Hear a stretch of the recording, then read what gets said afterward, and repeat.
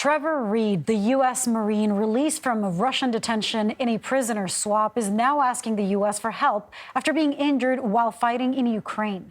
The Messenger is reporting Reed stepped on a landmine about 2 weeks ago. Reed was held in Russia for nearly 3 years before his release last year in April of 2022. American officials, though, are emphasizing Reed is not fighting in Ukraine on behalf of the United States. For more, let's bring in senior White House correspondent Weijia Jiang. Weijia, what can you tell us about this situation? Sounds very odd, and the extent, of course, of his injuries.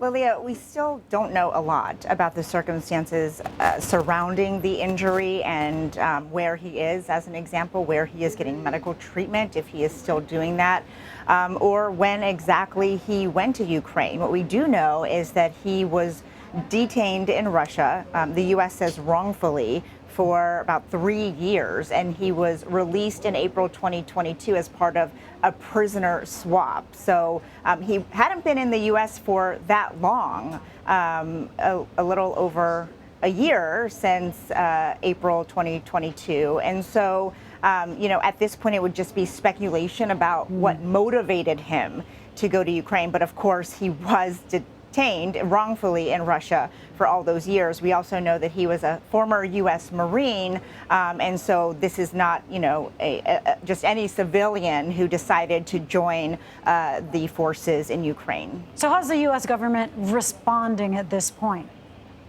So the U.S. government clearly wants to make two very clear points in everything that they have said so far, especially in a statement to say, one, as you pointed out, to make the point that Reed was not fighting on behalf of the U.S., that this was a decision that he made on his own to go and support Ukraine. And number two, that the U.S. government has been explicitly warning against this, warning against Americans going to Ukraine on their own because of the dangers, obviously, that arise there. And I think the third point here, Lilia, is that in the statement, they say that the United States is not able to provide assistance to evacuate U.S. citizens from Ukraine, including those Americans who may decide to travel to participate in the ongoing war. And so we have yet to hear from the president specifically about this, but it lays it out pretty clear here that at this point it seems like there's little the administration can do to get him back home. Wow. Weijia Jiang, thank you. Sure.